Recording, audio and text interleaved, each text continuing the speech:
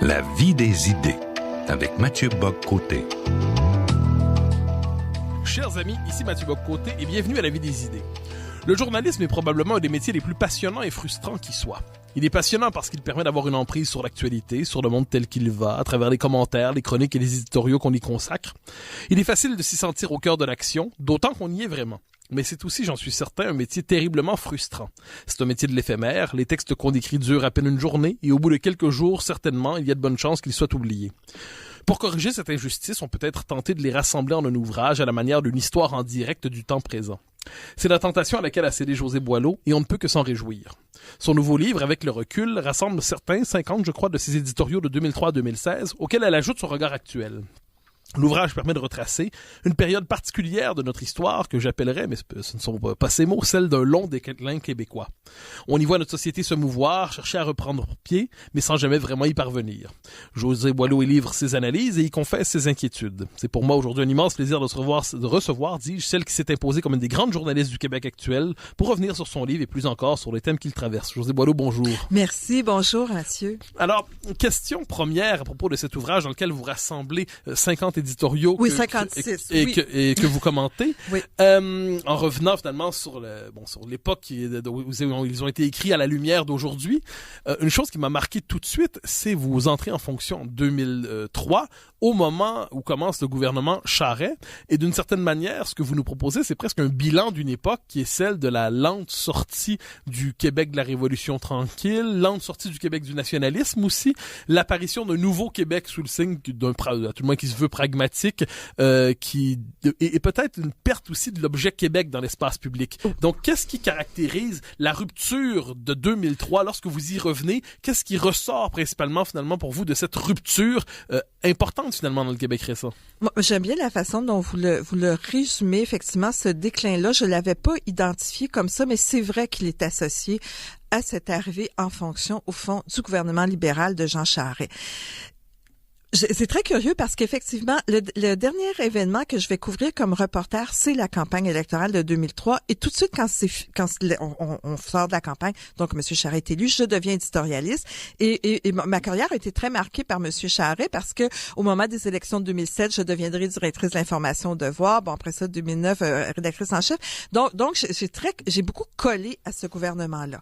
Et ce qui est intéressant, c'est ce qui m'a le plus surpris quand je suis retournée dans mes éditoriaux, c'est de voir que quand M. Charest arrive, il y a quand même une envie de brasser des choses au Québec et j'estime que c'était parfaitement légitime.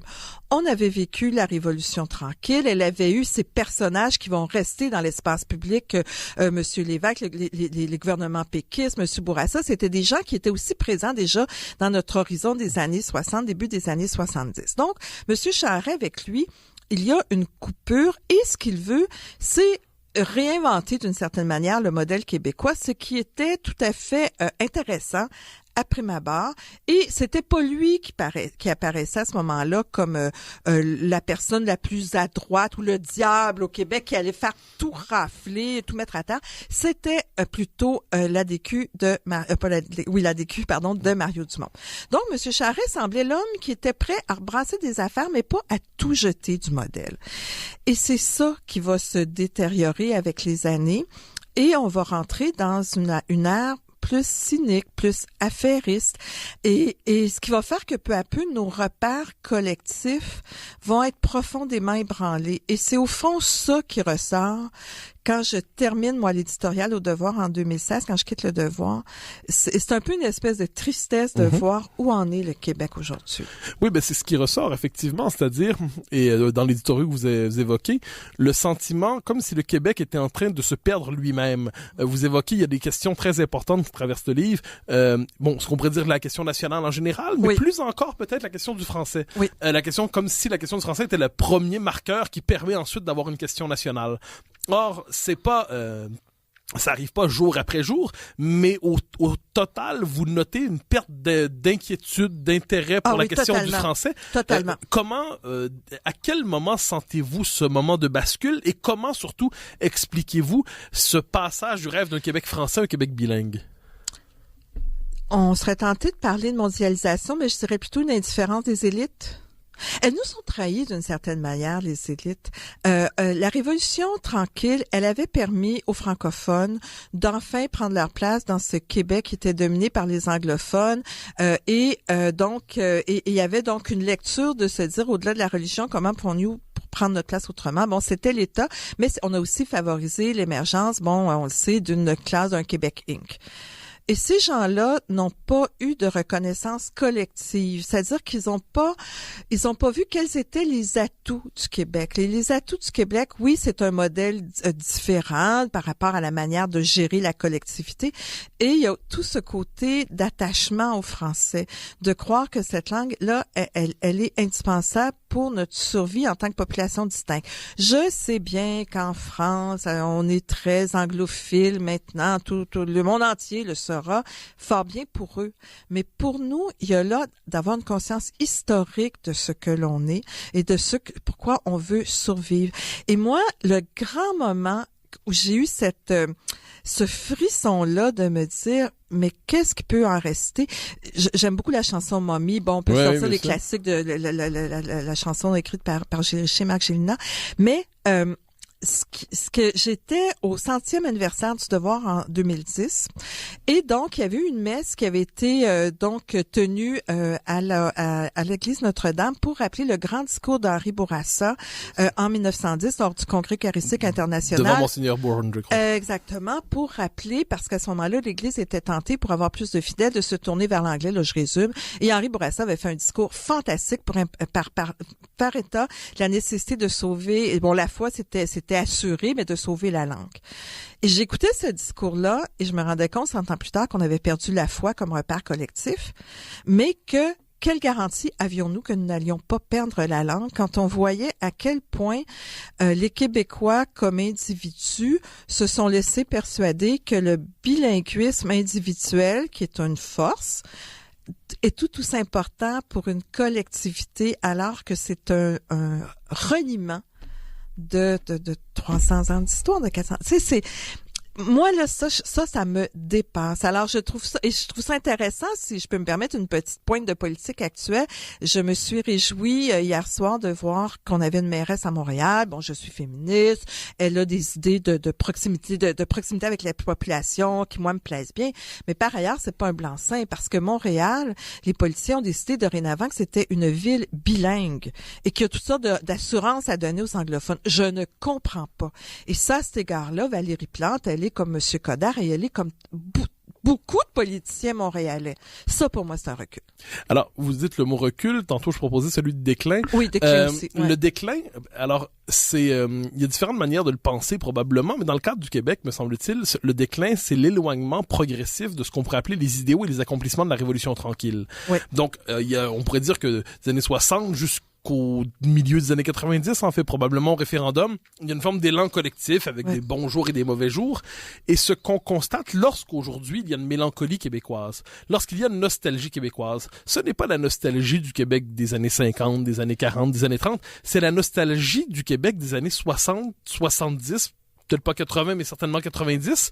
Et j'ai l'impression que cette mélancolie traverse votre ouvrage, à la fois quand vous écrivez les textes d'origine, mais aussi quand vous les commentez, vous sentez qu'il y a quelque chose comme une perte. Oui. Et c'est cette perte que j'essaie de nommer. Qu'est-ce qu'on a perdu? Qu'est-ce qu'on a échappé? Qu'est-ce qu'on a oublié? Quel fil avons-nous égaré? Je dirais le sens de la collectivité, le sens d'un nous. Ce nous-là, il s'est exprimé de différentes manières dans notre histoire. Il s'est exprimé dès les débuts, il s'est exprimé après la conquête, il s'est exprimé avec les rébellions de 1837-38, il s'est exprimé autrement la Révolution tranquille, il pourrait s'exprimer autrement aujourd'hui, et même après le référendum de 95, Lucien Bouchard, le premier ministre, avait à l'époque décidé quand même de tenir un sommet où il a été convenu du déficit zéro. On peut être pour et contre, le point n'est pas là, mais il y avait quand même un sommet où collectivement nous nous sommes parlé. Il y a eu des gens qui étaient dissidents, ils sont sortis, mais bon. Il y avait cet exercice collectif-là. Ça, pour moi, ça n'existe plus. On a eu un gouvernement libéral, des gouvernements libéraux successifs qui ont décidé de nous sortir de cette façon collective de fonctionner.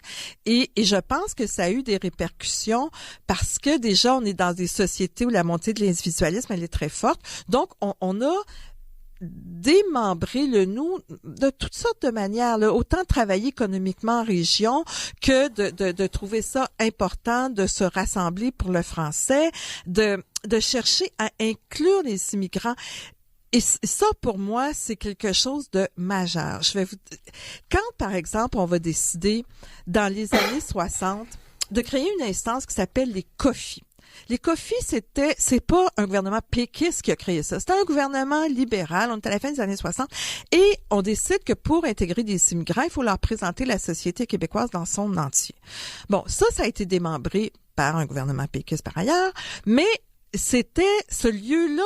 On envoyait les immigrants, oui, suivre des cours de français dans les écoles, bon, des formations spécifiques, mais ce grand tout-là, qui était l'idée qu'on va vous présenter le Québec, non pas seulement comme une langue à apprendre, comme outil de communication, parce que ça va aller mieux pour vous autres dans la vie, mais il y avait une société derrière ça et une culture. Bon, ça, on l'a enlevé. La loi 101 cherchait à avoir ce nous collectif-là. Maintenant, on a renoncé à ça.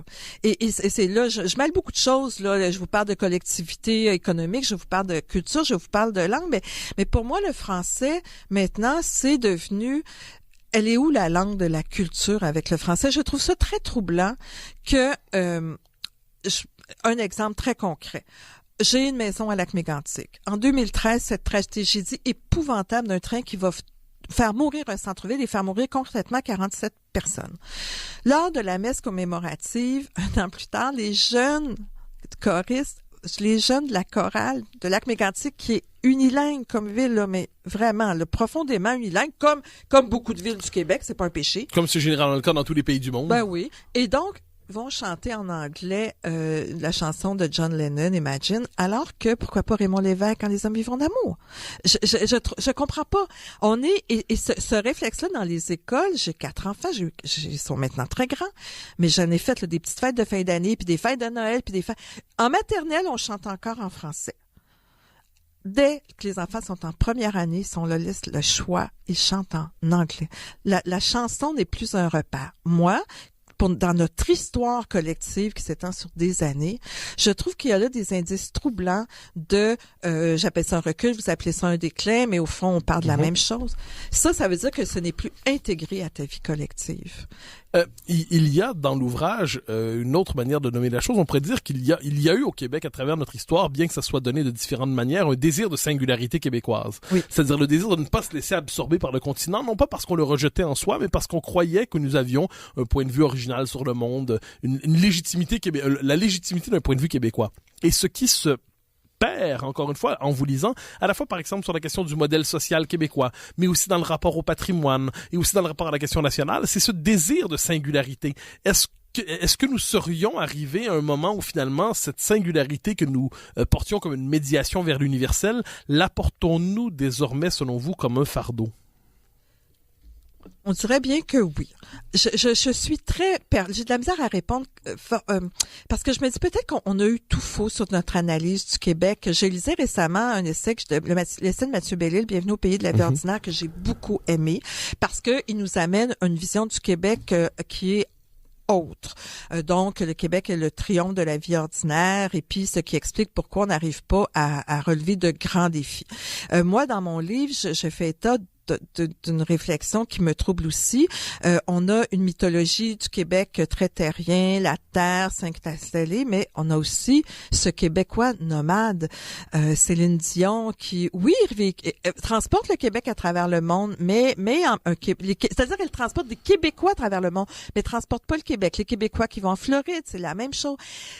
Donc, ce côté, est-ce que on est vraiment les deux pieds dans la terre ou on fait juste survoler la terre?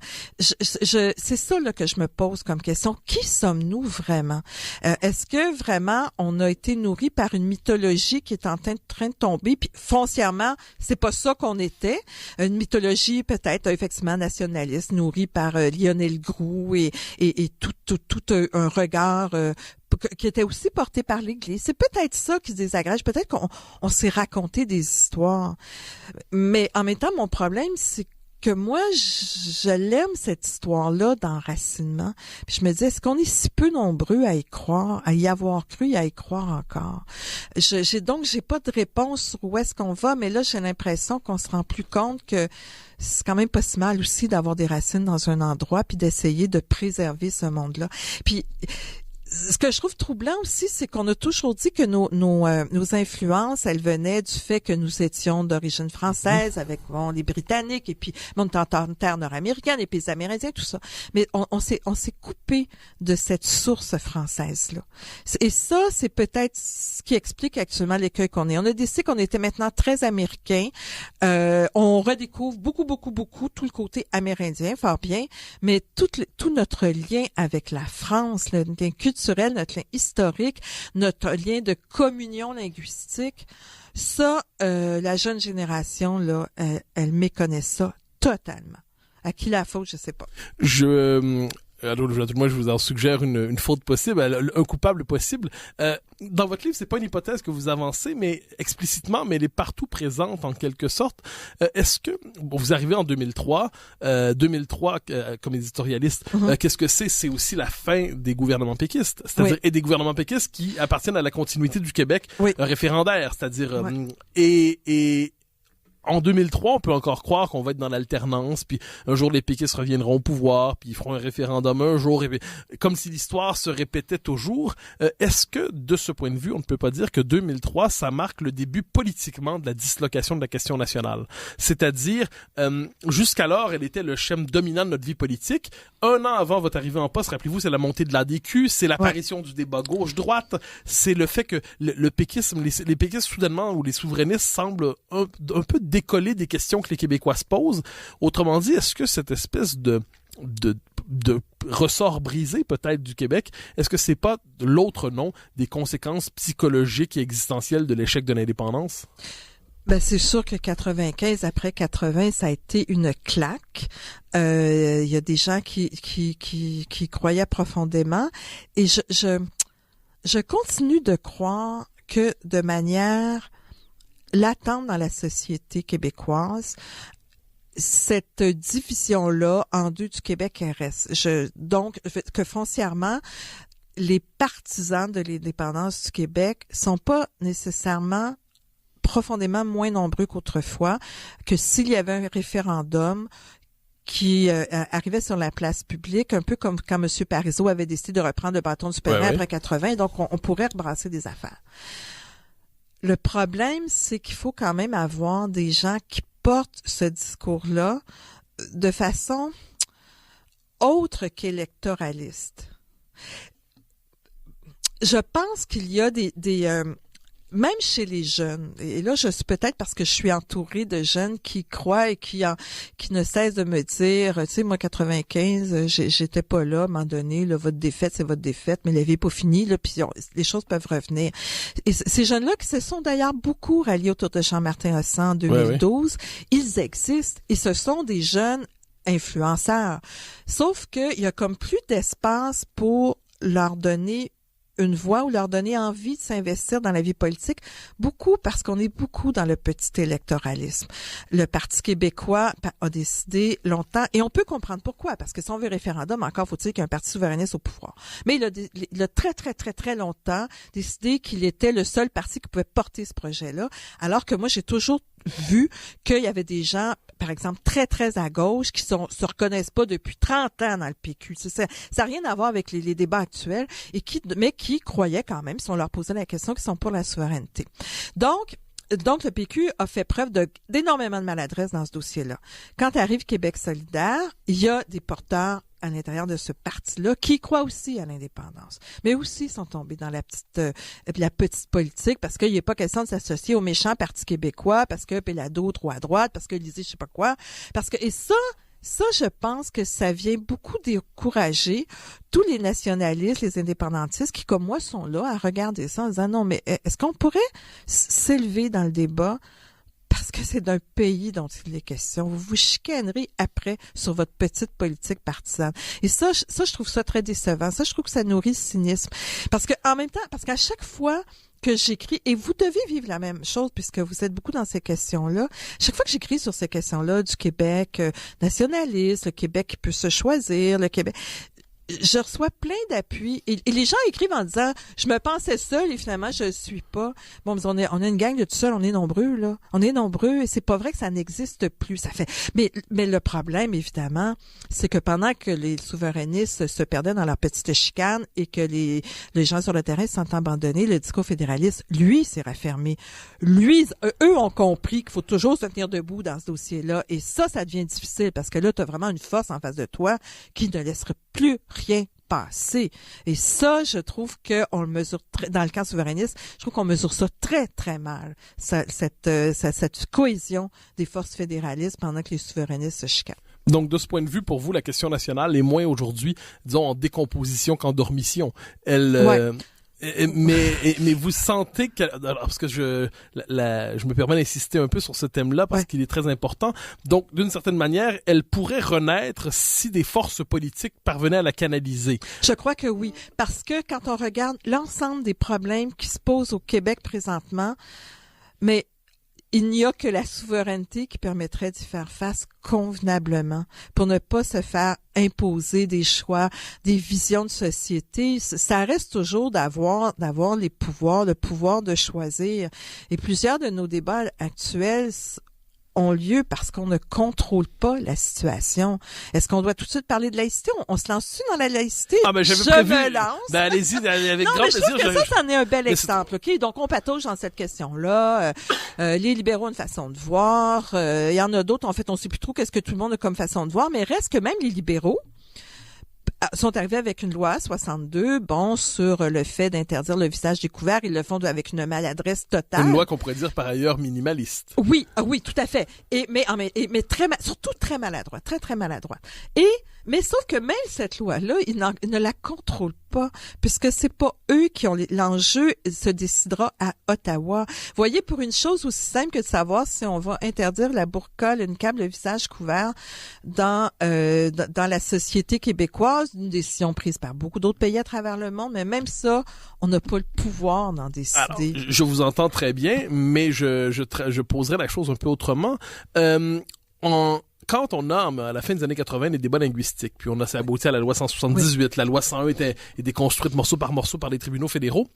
Pour l'essentiel au Québec, ceux qui s'opposent à la loi 101, c'est Alliance Québec, ce sont les lobbies anglophones et ainsi de suite. Or, aujourd'hui, et sinon, il y a le Canada anglais qui nous fait l'habituel procès en racisme. Oui. Cela dit, ce procès en racisme, ce procès en xénophobie, sur les questions liées à la laïcité que vous évoquez, est-ce qu'il n'est pas aujourd'hui intériorisé par un segment de la société québécoise, peut-être chez les plus jeunes, chez certains, même chez certains souverainistes, quelquefois paradoxalement, qui sont plus durs à l'endroit du Québec que Mordecai Richler ne l'aura jamais été. Ouais. C'est-à-dire, le procès en racisme, il est aujourd'hui intérieur à la société québécoise. C'est du Québec bashing made in Québec. Oui, mais là, c'est intéressant ça, parce que il y a un côté de se dire on a intériorisé, puis parfois on peut se demander s'il n'y a pas aussi notre façon de communiquer, ces fameux réseaux sociaux. J'étais il y a 2 semaines à une conférence sur le 10e anniversaire de la commission Bouchard-Taylor et il y avait un des conférenciers qui disait si on avait tenu un référendum,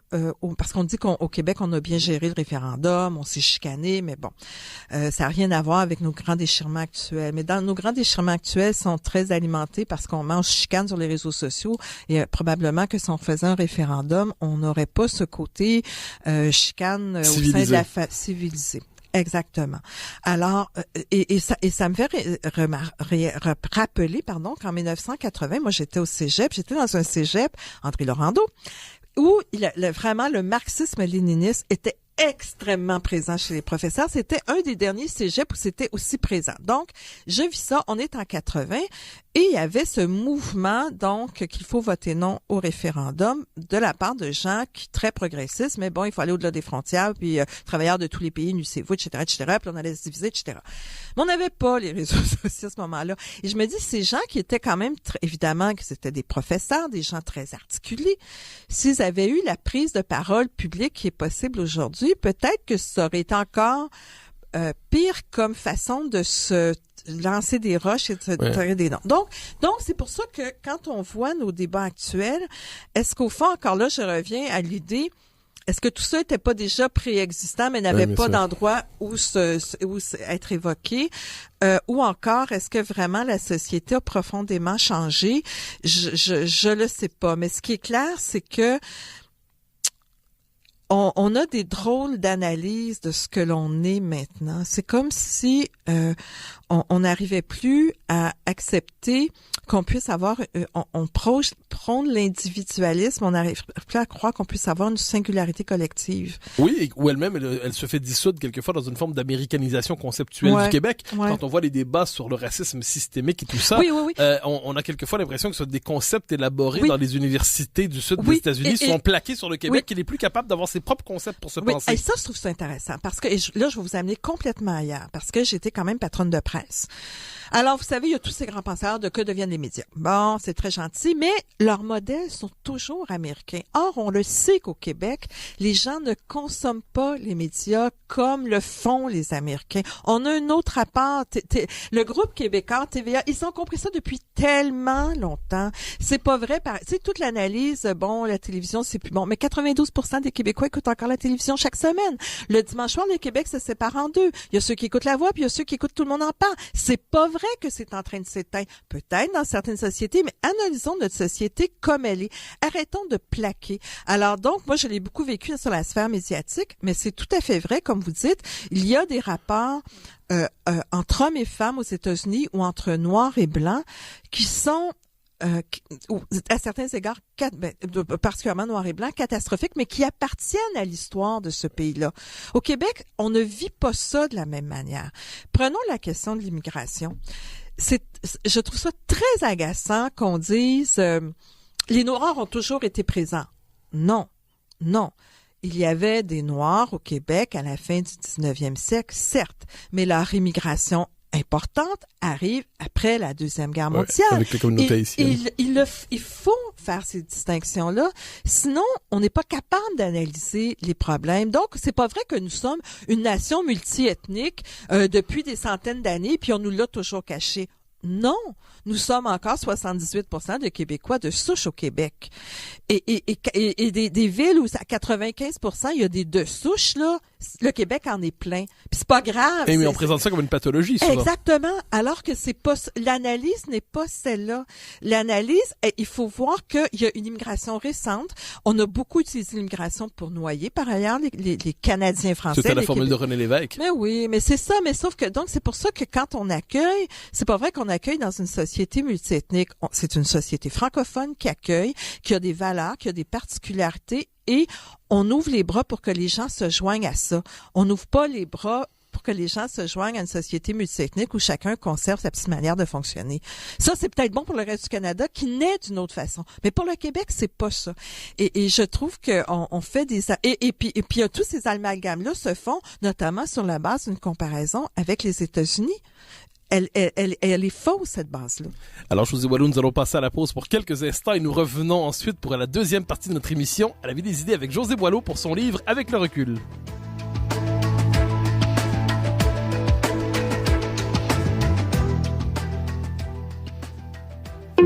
Vous êtes à l'antenne de Radio VM.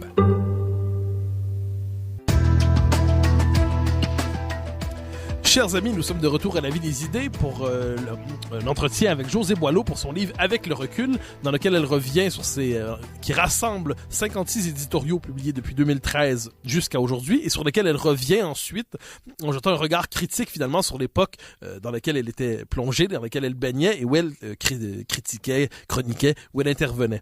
José Boileau, on parlait de la question de la laïcité et vous en parliez d'une manière qui est celle d'un souci du collectif. Oui. Vous évoquiez le rapport au français en rappelant la nécessité de la prédominance de la culture de la majorité historique francophone au Québec.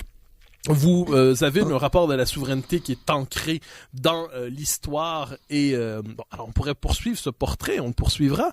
Je vais vous poser une question avec le demi-sourire, mais vos positions qui sont celles d'une femme qui se veut de gauche, et très important quand on est de gauche, c'est d'abord parce qu'on veut être de gauche, mais se pourrait-il que malgré vous, parce que la gauche est devenue autre chose au fil des ans, puis on y arrivera même sur la question du féminisme, parce que la gauche est devenue multiculturaliste, plus individualiste, relativiste quelquefois, se pourrait-il que malgré vous, vous soyez devenue plus conservatrice que vous ne pensiez l'être, ou à tout le moins se pourrait-il qu'on vous voit comme plus conservatrice aujourd'hui que vous ne l'êtes probablement au fond de vous-même ou que vous ne l'étiez traditionnellement? Oui, alors ça c'est très très curieux parce qu'évidemment moi je continue peut-être tu sais, pour être plus honnête, là, peut-être centre-gauche, hein, parce que à un moment donné il y a comme un souci, j'allais dire, de réalisme. Par exemple, j'ai été patronne. Bon, alors là, tout à coup, on se met à relativiser certaines choses. Mais en même temps, je garde des principes que j'estime progressistes. Sauf que je suis pas sûre que ma famille progressiste trouve encore que je fais tant que ça partie de la famille. Tu sais, peut-être que je suis moins la sœur, plutôt la cousine. Je sais pas, mais je sens encore là un éloignement qui est vrai et non, parce qu'il y a toujours le côté, les gens qui parlent, et puis les gens, ben ça, les réseaux sociaux nous permettent de le voir, là, qui vous envoient des j'aime sur Facebook, et puis qui disent, je vous appuie, vous dites ce que je pense, et puis on voit bien que ces gens-là, ce sont des gens quand même articulés. Mais il y a dans l'espace public, c'est vrai que parfois je me sens classique, une gauche classique, en tout cas qui est pas la gauche à la mode. Et je trouve ça troublant parce qu'il me semble que sur certains sujets, la gauche s'égare et je le ressens particulièrement. J'allais dire en matière de féminisme, mais je veux quand même faire une petite pause, une petite parenthèse avant d'arriver au féminisme. Toute la question des pauvres. Je le dis dans le livre, moi je trouve ça troublant. Les pauvres, ils n'existent plus au Québec. Et je viens, ou la vie ordinaire. Je vais vous donner un exemple concret. Je viens de lire le roman du prix Nobel de littérature Orhan Pamuk, dont je parle. J'ai une chronique ici littéraire, je vais en parler dans 2 semaines, qui raconte la vie d'un homme à Istanbul entre 1969 et 2012. Ce qui est fascinant dans ce livre-là, un détail, c'est que le monde regarde la télévision là-dedans, le roman en est plein. T'as 700 pages, là, puis c'est du monde ordinaire qui vit dans un bidonville, il achète une télé, il écoute les émissions. Tu sais, le roman, on est dans la vie ordinaire. Bien sûr. Je fais du roman québécois, j'ai une chronique au Journal de Montréal, je fais du roman québécois. La télévision n'existe pas. La vie, celle comme les gens la vivent, où ils regardent la télé, où ils sont endettés, on le sait, les chiffres sont là, où ils ont de la misère à payer ils sont inquiets, ils perdent un contrat, ils perdent leur emploi, ils ont de la misère, ils se demandent comment ils vont payer. Je parle pas du monde sur l'aide sociale, là, je parle pas de la marginalité, juste dans ma vie ordinaire. Ça, c'est devenu absent. Et ça, je trouve que, comme femme de gauche, je trouve ça préoccupant de voir que ces gens-là, qui sont extrêmement nombreux, n'existe plus, ou la classe moyenne, vraiment moyenne, là, qui gagne 50 000 par année à 2, là, ben, il n'existe plus, OK? On n'est pas là. Alors ça, et ça me préoccupe beaucoup. Et l'autre aspect où je trouve que la gauche s'égare, c'est au niveau du féminisme. Il y a des belles batailles actuellement dans le féminisme. Je trouve ça intéressant que les jeunes femmes, toute la question des agressions sexuelles, elle est extrêmement intéressante parce que toute femme, même si elle n'a pas été agressée, a eu peur de l'être dans sa vie et a peur dès qu'elle est le seul le soir en un endroit, ça te passe par la tête. Ça fait partie d'intégré. Et c'est vrai que les jeunes ont raison de nous dire, ça n'a pas à l'être. Ça, je trouve ça, que ce soit nommé, que ce soit dit, qu'on essaie d'établir des rapports plus sains entre les hommes et les femmes, je trouve ça bien.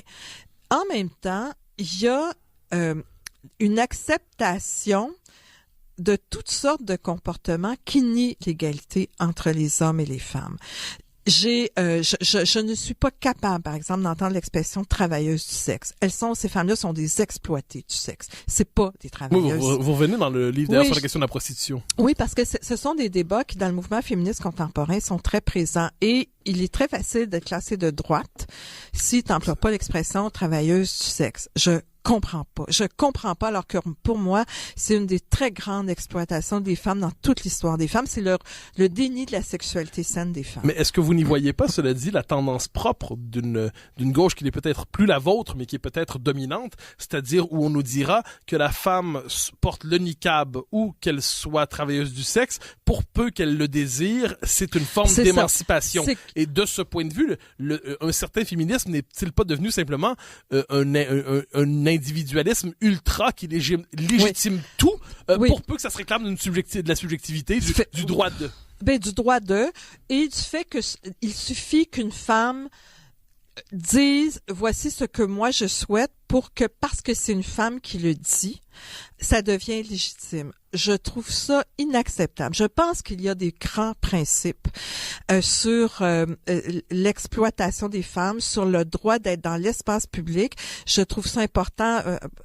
Par exemple, que les femmes soient élues, pas parce qu'elles sont meilleures, c'est pas de l'essentialisme, c'est simplement parce que dans notre société, moitié homme, moitié femme, il est tout à fait normal que dans les postes où on représente la société, on voit des femmes. Par ailleurs, pour moi, il est très clair qu'il y a des hommes qui peuvent être bien plus intéressants que des femmes et qu'on peut voter pour des hommes. Vous voyez, le point est pas là, c'est simplement qu'on puisse voir et que les femmes ont des ambitions et que arrêtons de leur mettre des bâtons dans les roues et laissons-les aller vers ça. Bon, ça c'est une chose. Mais tout ce qui est le côté, puisqu'une femme veut porter la burqa, laissons-la faire et nous n'avons pas à la juger. Je m'excuse, je prétends avoir le droit de juger puisque nous sommes là devant un symbole d'inégalité profonde où là, on veut cacher la femme, cacher le corps des femmes. Et je trouve ça... Je pense que les principes dans la vie ont leur importance. Et ce n'est pas parce que vous, par exemple, Mathieu, je vous trouve sympathique, qu'on peut pas avoir un désaccord sur des questions de principe. Ça n'a rien à voir. Moi, quand j'étais plus jeune, on est dans les années 60, on est encore dans le discours sur une femme qui a des enfants, faut qu'elle reste à la maison. Je trouvais ça que c'était inacceptable parce que si les hommes qui avaient des enfants avaient le droit d'aller travailler, une femme devait pouvoir faire la même chose et on devait l'encourager à se faire. Ça voulait pas dire que ma mère qui est au foyer, mes tantes qui est au foyer, mes amis, j'ai des amis qui sont au foyer, que je les aime pas, je suis pas capable de leur parler, c'est pas ça. Mais sur le principe, j'ai un désaccord profond. Et je pense qu'il est légitime de l'exprimer plutôt que de dire je ne l'exprimerai pas parce que je risque de blesser ces gens que j'aime beaucoup. Avec des propos offensants selon la formule contemporaine. C'est ça. Et ça, non, on peut avoir des désaccords de principe puis et de dire je suis contre burqa niqab, mais moi c'est encore plus parce que je suis même contre le port du voile comme représentation dans la fonction publique. Bien sûr. Donc je trouve que l'État doit afficher une certaine neutralité et une neutralité certaine même. Donc je suis très à ce moment-là républicaine française et je trouve pas ça effrayant de le dire là. Mais ça c'est très mal perçu parce que on ne veut plus voir les symboles de nos jours. On veut juste voir la personne, elle est fine ou elle est pas fine. Et moi je dis non. Par exemple, je me rappelle le tout premier numéro dans les années 70 que j'avais acheté de La Vie en rose. Ça s'appelait Nous sommes contre les hommes. Écoutez, moi je suis hétérosexuelle, j'aime les hommes, j'ai des fils, j'ai des amis gars, tout ça. Sauf que ce titre-là m'avait provoqué parce que ce qu'il dénonçait, c'était pas... d'ailleurs, il y avait un texte qui disait bien j'aime mon chum, j'aime mon frère, j'aime mon père, j'aime mon cousin, j'aime mon ami, j'aime mon voisin, mais le système patriarcal, je le dénonce. C'était ça qui était... Bon, derrière cette formule choc-là. Ben c'est ça. Aujourd'hui, j'aime beaucoup de monde, mais il y a des systèmes que je dénonce et il y a des systèmes qui sont de profonde inégalité envers les femmes et il faut les dénoncer. Et là-dedans, au premier chef, il y a l'intégrisme religieux qui n'a rien à voir avec être contre la religion, l'intégrisme religieux, et encore toute la question de la prostitution qui, moi, m'apparaît extrêmement importante. Donc, c'est là mes réflexions. Mais sur la question du féminisme, alors, je surtout pas à tout prix vous coller l'étiquette de conservatrice, mais je vais le faire une dernière fois néanmoins. Votre féminisme, quand on vous lit, alors, il y a deux dimensions, me semble-t-il. D'abord et avant tout, c'est un féminisme assez classique qui reconnaît, audace parmi les audaces, que les hommes et les femmes existent et ne sont pas interchangeables. C'est-à-dire la femme d'époque, on n'est pas dans la théorie du genre du tout, là. Bon. Ensuite, il est très québécois. Et je m'explique. C'est-à-dire, c'est un féminisme ancré dans notre histoire, ancré dans une réflexion sur la condition de la femme dans l'histoire québécoise. Et de ce point de vue, encore une fois, c'est un féminisme qui, je ne sais pas s'il est incompatible, mais à tout le moins, il est à bonne distance du féminisme anglo-saxon qui se développe dans certains campus américains et qui, lui, est ancré dans une toute autre tradition religieuse, politique, civilisationnelle et ainsi de suite. Et de ce point de vue, est-ce qu'on n'a pas assisté ces dernières années au Québec à un conflit des féminismes? Au moment de la Charte des valeurs, c'était, me semble-t-il, très visible. D'un côté, les les Jeannettes, qui étaient les héritières à certains égards de ce féminisme québécois, qui a la conscience de du sort de la femme qui a dû s'émanciper d'une culture traditionnelle, et ainsi de suite. Et de l'autre côté, ce féminisme qui, au nom justement, on le disait, de l'émancipation radicale de l'individu, peut en venir embrasser les signes religieux ostentatoires qui marquent une ségrégation féminine, mais au nom d'une forme d'anti-occidentalisme, et ainsi de suite. Ils sont embrassés. En fait, le féminisme, de ce point de vue, n'est plus que le masque du multiculturalisme. Est-ce qu'on n'a pas aujourd'hui au Québec un conflit des féminismes dans la vie publique? Oui, complètement. Et je cherche encore à quel moment il s'est produit, parce que moi... C'est tout récent, me semble-t-il. Oui, mais ce virage-là, je l'ai manqué. C'est-à-dire que, bon, c'est très intéressant parce que, justement, en revisitant les éditoriaux, je raconte dans mon livre que en 2000... faut pas que je me mélange, en 2006. C'est en 2006, donc il y a un procès pour terrorisme à Toronto, dans la région de Toronto, à Brampton, et pour la première fois, je vois, donc ce sont des jeunes hommes qui sont accusés, puis à ce moment-là, il y a beaucoup musulmans égale terroristes. Donc je fais un petit éditorial pour dire, mais, bon, attention aux amalgames quand même, on va laisser la justice aller, mais je note quand même qu'à mon petit écran, je viens de voir arriver 3 femmes en burqa qui se dirigent vers le palais de justice pour la comparution, visiblement, des femmes de la famille de ces jeunes hommes-là. C'est la première fois que je vois ça. Et j'écris, en même temps, faut faire attention aux amalgames, mais aussi faut faire attention aux gens qui provoquent en nous amenant des figures incompatibles avec notre démocratie. Je me fais applaudir pour cet éditorial-là, donc je ne doute même pas, je veux dire, c'est clair pour moi que le Canada tout entier pense comme moi, là. Tu sais, c'est clair, et les réactions que j'ai à ça ne me permettent pas de croire le contraire.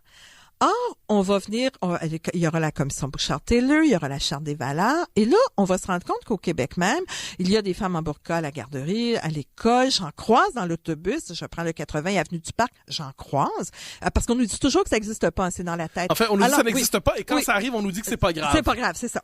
Alors, et là, je continue, moi, de m'insurger, convaincue que tout le monde est encore comme moi. Et là, non! Au prétexte que madame est gentille, il faut plus s'insurger contre un symbole comme celui-là. Et c'est ça que je me dis, mais là, moi, j'ai manqué quelque chose, là. Parce que c'est les gens qui me disent ça, c'est des gens que j'estime progressistes, que j'estime, en fait. Et je comprends pas pourquoi tout à coup ma position de 2006 qui change pas devient honnie dans l'espace public, signe d'une intolérance. Alors, je vous pose la question. Tantôt, vous avez dit, ça veut pas dire qu'on passe à droite quand on pense comme vous le pensez. La question que je vous poserais, mais pardonnez cette curiosité, mais qu'est-ce que ça voudrait dire passer à droite? Ben, qu'est-ce qui serait mal dans le... C'est une pure curiosité d'historien des idées. Ben, c'est parce que bon. Quand vous dites passer à droite, on sent que c'est pas bien. Non, c'est vrai parce que moi, il y a des valeurs de gauche, de partage, de collectivité. Je le vois comme ça, de principe aussi, de principe d'avancement social pour tous et toutes. Je trouve qu'il y a des principes, je crois, avec la gauche qui dépassent le triomphe individuel. D'accord. Bon, je pense ça, mais là vous me troublez parce que je ne sais plus si c'est ça. Mais je trouve qu'il y a quelque chose d'injuste pour des grandes batailles qui ont été faites dans l'histoire du Québec et qui viennent tout à coup se buter à il faut se comprendre les uns les autres. J'ai un blog à Châtelaine et la semaine passée, j'ai écrit sur cette fameuse question de burqa nuqab parce qu'il y avait eu l'adoption du projet de loi 62.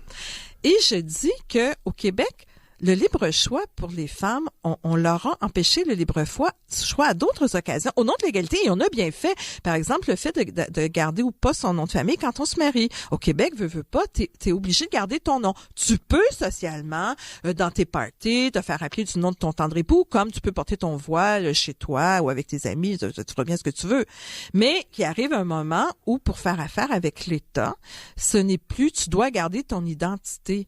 Ça a jamais posé problème, ça. Ça a été accepté, mais c'est une victoire pour les femmes, ça, tout comme le partage du patrimoine. Donc, on a enlevé le libre choix. C'est pas vrai que le libre choix est toujours ce qu'il faut faire, tout comme avec la loi 101. Il y a des parallèles intéressants.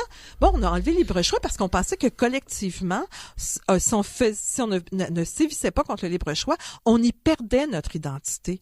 Et puis là, aujourd'hui, tout à coup, c'est le libre choix qui doit pouvoir s'exprimer partout. Je dis non. Mais est-ce que c'est pas la chose la plus difficile à penser aujourd'hui, l'idée d'une contrainte collective légitime et assumée? Oui, tout à fait. Et ça nous renvoie au nous, parce que si on décide de mettre une contrainte collective, c'est parce nous avons quelque chose en commun que nous pouvons partager et faire un choix. Et qu'est-ce qu'est devenu le nous? Qu'est devenu le nous des femmes? Qu'est devenu le nous fait français? Je n'ai pas de réponse à ça. C'est-à-dire que j'ai mes réponses individuelles, c'est affreux. Mais je me dis, pourquoi on n'est plus capable de se reconnaître dans quelque chose? Sur la question du nous, il y a une autre dimension du nous qui est très présente dans votre livre et en fait, depuis que je vous lis, j'ai toujours trouvé que c'était très présent dans votre travail, et vous l'avez même évoqué tantôt. C'est pas la question des femmes cette fois-là, c'est la question du patrimoine religieux. Oui, il y a une dimension oui. qui est très... Alors quand on vous lit, et ça ressort particulièrement du bouquin, certains, quelquefois, même chez les nationalistes, quelquefois, ils aiment le Québec de manière très abstraite. C'est-à-dire, ils aiment presque de manière jacobine. Et vous aimez le Québec, vous, dans ses paysages, dans ses territoires, dans son patrimoine architectural aussi, dans ses églises. Oui.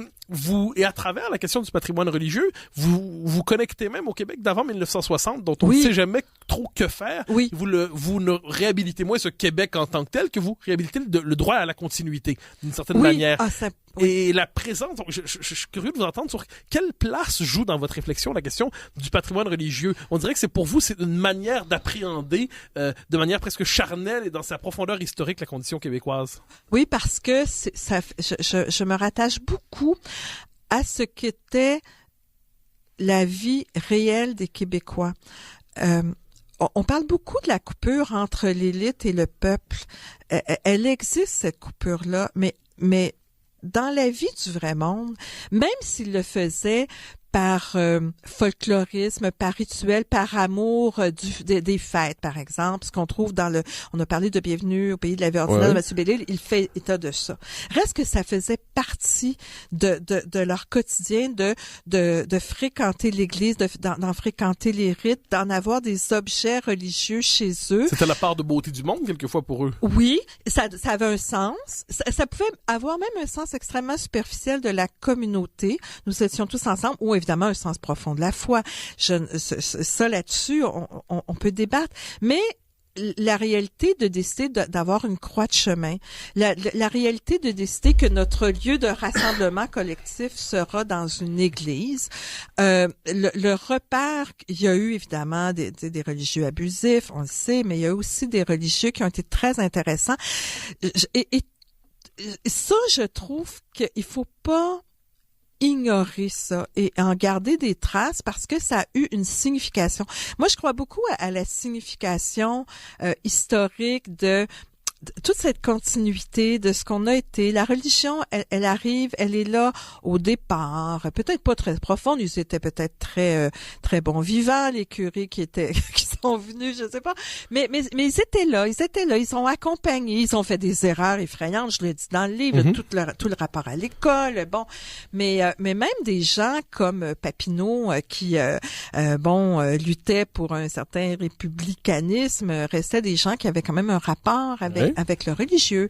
Moi, je trouve que c'est pas... j'ai pas de malaise avec ça. Non, et puis en plus que ça, c'est qu'il y a tellement des trucs intéressants. Vous voyez, bon, au Québec, on en parle moins maintenant, mais les religieuses québécoises étaient de grandes féministes. Elles ont financé des groupes de femmes. Elles avaient un vrai pouvoir. Oui, et puis elles ont enlevé le voile. Et puis il y avait vraiment elles ont eu une importante réflexion féministe. Elles ont réclamé des catholiques d'ici, des femmes ont réclamé des femmes prêtres. Bon, elles étaient au premier chef. Bravo. De la même façon, ce que je trouve intéressant qu'on oublie, ce sont tous ces catholiques de gauche. C'est là que j'allais vous amener. Vous les évoquez dans le livre. Oui. Certains intellectuels de gauche, catholiques de gauche, vous pensez à Jacques Grandmaison, vous en évoquez d'autres, qui ont joué un grand rôle, mais on ne les voit plus comme ils se voyaient eux-mêmes, c'est-à-dire comme catholiques progressistes et ainsi de suite. C'est ça, exactement. Et ça, je me dis, c'est voilà une part de notre histoire qu'on connaît mal. On peut pas comprendre le militantisme de la Révolution tranquille et des gens de gauche si on mesure pas toute leur éducation catholique qui a porté ça, toute leur croyance entre une certaine façon de fonctionner en collectivité et d'avoir un Québec un peu différent du mercantilisme associé à l'univers anglo-saxon. Toute leur idée de survivance est aussi portée par ça. Il peut y avoir là-dedans des gens qui ont arrêté de croire. On parle ici d'une culture religieuse qui a marqué le Québec.